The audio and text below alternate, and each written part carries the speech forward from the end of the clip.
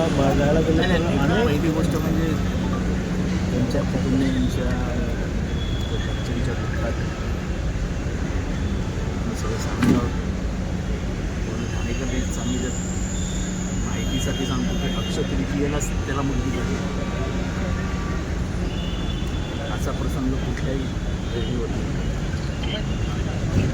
मी या सागरला खूप चांगलं होतं. कामाच्या बाबतीत कधी नाही उत्तर सागरने कधीच दिलं. माझा सवाल फक्त ठाणे महानगरपालिकेत 300 जागा खाली आहेत आणि गेले अनेक वर्ष खाली आहेत. त्यांना फायर ब्रिगेड पण द्या कॉन्ट्रॅक्टवर चालवायला. आपल्याकडे काय राहिलं आहे ठाणे महानगरपालिकेत? सगळे कॉन्ट्रॅक्टरच देते. पैसे खाण्याच्याच लाईनी आहेत आपल्यासाठी. या ह्याच्यात पण पैसे घाण्याची सोय करून ठेवा. 300 माणसं बरा, अशीच माणसं जातील तुमची. एका माणसाने धावायचं, कुठपर्यंत धावायचं?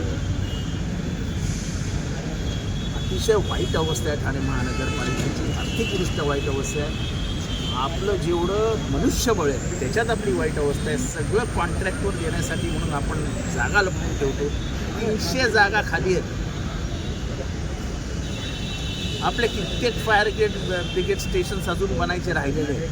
त्याच्यातच लक्ष नाही आपलं. नाही तिथे ब्रिज, नाही तिथे आपलं काहीतरी बांधून ठेवायचं, नको तिथे रस्ते करायचे, नको तिथे कॉन्क्रिटीकरण करायचं. याच्यात पैसे जास्त मिळतात ते कामं करायचे. ह्याच्यात काय पैसे मिळाले? ह्याच्यात माणसं मेली तर मेली, गेला बिचारा. निवडणुकीमुळे कुठे भरती प्रक्रिया लांबली गेली होती. निवडणूक, माणसं मारली जात आहेत. उद्या आग लागली कुठे मोठी, तुमच्याकडे यंत्रणा पण नाही ती बुजवण्यासाठी. 40-40 आणि 50-50 आणि 60-60 माळ्याची परमिशन देतात. आहेत का मनुष्यबळ एवढं त्या आगी बुजवण्यासाठी? माणसाच्या जीवाची किंमत नाही काय? अरे खड्ड्यात घाला निवडणूक तुमची. कळव्यामध्ये देखील भरती प्रक्रिया रखडलेली आहे. अख्ख्या ठाणे महानगरपालिकेची भरती प्रक्रिया रखडली आहे. कळवा, मुंब्रा, दिवा, डोंबिवली असं नाही होत. ठाणे महानगरपालिकेच्या क्षेत्रामध्ये भरती प्रक्रिया रखडलेली आहे. आणि माझा ह्यांची स्टाईल माहिती आहे. हे कालांतराने फायर ब्रिगेडसुद्धा कॉन्ट्रॅक्टवर द्यायला कमी करणार नाही.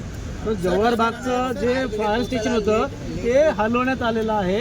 कुठं तहसीलदारचं कार्यालयाचं काम चालू आहे. त्यामुळे काय वाटेल ते करू शकता तू. कचऱ्यात ज्यांना पैसे खायची सवय लागली त्यांना मनुष्याच्या जीवाची काय पर्वा आहे? 10 लाख मंजूर केलेले आहेत का वाटतं?